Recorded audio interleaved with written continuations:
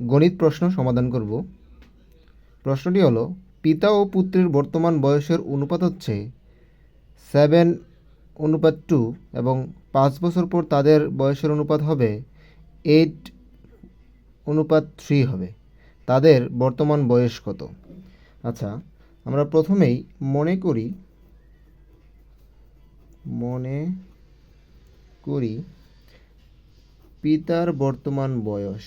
পিতার বর্তমান বয়স 7x, আমরা ধরে নিব 7x। পুত্রের বর্তমান বয়স 2x। এবার আমাদের বলছে 5 বছর পর তাদের বয়সের অনুপাত হবে 8:3। তাদের বর্তমান বয়স কত? তাহলে আমরা লিখব প্রশ্ন মতে 7x plus 5 is to 2x plus 5 সমান 8:3। এই যে 8:3। তাহলে এবার আমরা কিভাবে লিখতে পারি? এই অনুপাতটা উপরে চলে যাবে, 7x প্লাস 5 ভাগ 2x প্লাস 5, তাহলে 8:3।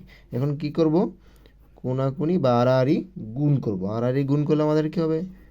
21x প্লাস 15 ইজিক্যাল টু 8 দুগুণে 16x প্লাস 5 40। আচ্ছা, তাহলে এবার আমরা একই ক্যাটাগরিগুলো একসাথে নিয়ে আসি। এক্স এখানে আছে 21টা, এখানে আছে 16টা, তাহলে 21x মাইনাস 16 বা 16x মাইনাস হবে, তাহলে এখানে আছে 40 বা 40 থেকে মাইনাস করব 15, তাহলে আমাদের থাকতেছে 5x সমান সমান হচ্ছে থাকতেছে 25। আবার x সমান সমান 25/5, তাহলে 25 কাটা গেলে 5, সুতরাং x ইজিক্যাল টু 5। তাহলে পিতার বর্তমান বয়স আমরা কত ধরছিলাম? 7x। পিতার বর্তমান বয়স কত? 7x বা 7×5, তাহলে পিতার বয়স হচ্ছে 35 বছর। তাহলে পুত্রের